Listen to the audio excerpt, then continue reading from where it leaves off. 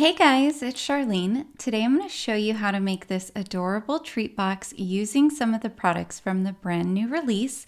So you can see it's got this fun Halloween vibe. Let's get to it. We're going to start out here with the vintage gift card box. Now this cuts out all the pieces you need in order to make the lovely box. You can see I've cut all the pieces out in white cardstock.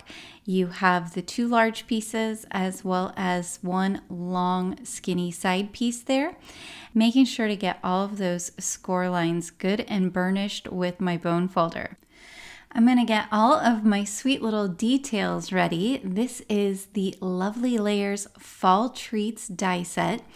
And you can see I'm cutting out a few different items and the layers for those items. So I'm cutting out this cute little gummy bear, as well as kind of what I think of as the little wrapped up bubble gum balls, and then some little swirly hard candies, as well as some other candies that are little wrapped candies. And I'm going to do each one in 3 colors. So I'm going to do green, orange, and purple. You can see I've got everything cut out there. And now I'm going to show you 3 different ways you can add details to your die cuts that have embossed details. So here we've got the gummy bears, and I really wanted these to look like gummy bears. So I'm coming in here with my Glossy accents. That's what I have in that little bottle there. And I'm just using my mixed media spatula to very carefully apply a thin layer of the Glossy accents onto those gummy bears. You're going to see once they're dry just how awesome they look. Now for these little hard swirl candies, they kind of remind me of the little peppermint candies that you can get. I'm coming in with my Quickie glue pen. If you don't have a Quickie glue pen, you can use any kind of glue for this. And I am running the pen along the parts that are embossed, that have the embossed detail in the candies. And then I'm bringing in some rock candy distress glitter, pouring that over the top, and just using my tweezers to pick those up and shake off the excess glitter. And this is a great glitter to use for this kind of detail. For the next way you can add details to your embossed die cuts, I'm coming in with a white gel pen. So here I have the die cuts that remind me of the wrapped gumballs, and I'm bringing my white gel pen and I'm just running it along all of those embossed areas, and it's gonna give me all of that awesome detail. It's gonna really pop off of the colored cardstock. I'm going to repeat the same process with my white gel pen for the smaller wrapped candies, and you can see that these ones, as well as those gumballs and the next ones I'm going to do, are 2 layers. So when I'm all done, I'm just using some of the Be Creative liquid glue to adhere those together, and they come out looking so cool. All right, I'm going to layer up my gummy bears with an extra layer of cardstock just to give them some dimension. And I'm going to do the same thing for the little swirl die cut candies, but look at all of the shine on these gummy bears, you guys. They look so cool.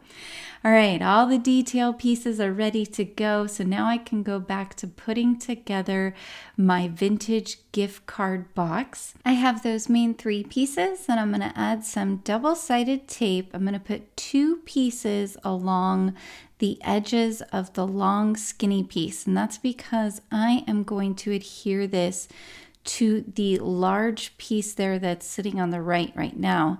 And that way, both ends of that large piece have the little flaps coming off of it. Hopefully that will make more sense as you watch me do it. So when I'm putting together any kind of gift card box or anything like that, I always make sure to use my bone folder and really burnish down the double-sided tape, so that way I can make sure that it adheres really well and that my box is not coming apart at all. For the next piece of tape here, you can see I flipped over that piece on the left-hand side, and I'm going to add my tape right along the score line on that flap right there. This piece is going to attach to the other piece, and it's going to kind of wrap around. I'll show you that here in a minute as I put everything together. And I'm going to do the same thing on the other side flap of this piece, running my tape right along underneath the score line. Now you do want to get as close as possible to the score line because that's going to help your box not have any gaps. Once it's put together, everything will look seamless, like it came from one piece of paper. All right, I did the burnishing off camera, and now I'm going to put together all the pieces. I'm starting out with that long skinny piece, removing the release tape, and now I'm going to stick it right there along that edge flap on this piece. So that way you can see I've got the top and bottom little flaps that are coming around. You see those there on the right side and the left-hand side of the piece. Those aren't going to be showing once the box is all closed up, but that is what's going to help give the box structure when it's all closed. So I'm going to take off that other piece there. I'm going to line the two pieces up right along that score line there, and I'm going to make sure that they are nice and straight and even before I push down. And you can bring your bone folder in as well when you put the pieces together and just make sure that they are really well adhered. I'm not going to take off the last piece yet, but hopefully now you can see how it all comes together. I want to still be able and lay this flat because I'm going to come in here with the new vintage gift card box add-on, which is Fall Treats, and I'm going to stamp some of the fun things off of this set here onto my vintage gift card box. So you can see I have that side panel stamp right here. It is so cute. It gives the box so much detail.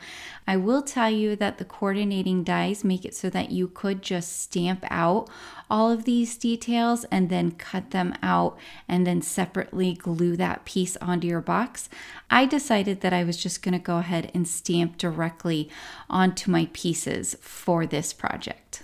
So the box has two long sides, so I'm stamping out this detail stamp on each of the long sides, and then I'm going to bring in the smaller rectangle which matches this stamp, and I'm going to stamp that on the end flaps, which would be the shorter sides of the gift card box.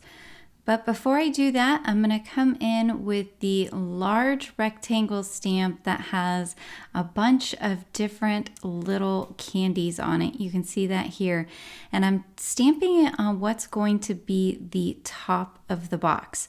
This vintage gift card box add-on set, it has add-ons for a sweet themed kind of box, and it also has add-ons for a coffee themed kind of box. So it's multi-purpose, and that's part of what I really love about this vintage gift card box is because you can use it to put in a gift card, but you could also use it as a little treat box, which is what I'm making today. And I'm doing it with that kind of Halloween theme, so I thought it might be fun to give to my kiddos' teacher at Halloween with a little gift card as well as some Halloween candy in there. So the dies that coordinate with this add-on, you can see them here. There's lots of different options. You can cut out that center little piece candy if you wanted to. I'm just going to use these two pieces here, which are going to create kind of a vintage looking sign, I feel like, and I'm just going to glue it right on top of the box. I used the smaller die cut to cut out white cardstock, and then I used the slightly larger one to cut out in black to give it a nice black border around there. Now I can put together my box. I will tell you later I'm going to show you something where I wish I would have waited to put together my box, but let me show you putting it together. I'm going to glue those cute gummy bears on the top there, 3 in a row, and then on each side of the box I'm going to glue a different kind of candy. On one of the smaller sides, I put the swirly candies. On this smaller side, I put the bubblegum candies. And then on the two longer sides, I put the wrapped candies where I had that white gel pen detail. So now I have all these fun little candies all the way around on the box. So here's where I was talking about where I wish I would have waited. I decided once I had added everything in that I really wanted there to be some more color on the top of the box. So I'm coming in here with my Copic markers and I'm doing the best job I can to just not color onto anything that I'm not supposed to color on. I think I did a pretty good job with it. I'm alternating with V17, YG03, and YR15. So I've got the purple, green, and orange, which mimics the colors that I used for all of those little die cuts. For my sentiment, I'm using the Mini Messages Sweet Stamps. These are great. They work with the Mini Messages dies, and the Mini Messages dies work for all of the Mini Messages sets, which is so nice. I stamped out a little treat and die cut it out off camera and just glued that directly to the top of my sweet little treat box. So check this out one more time. I think this is just fun and vintage looking, but it has a Halloween vibe. I hope you guys picked up some tips and tricks today. Please be sure to like and subscribe as well as hit that notification bell, and I'll see you again soon.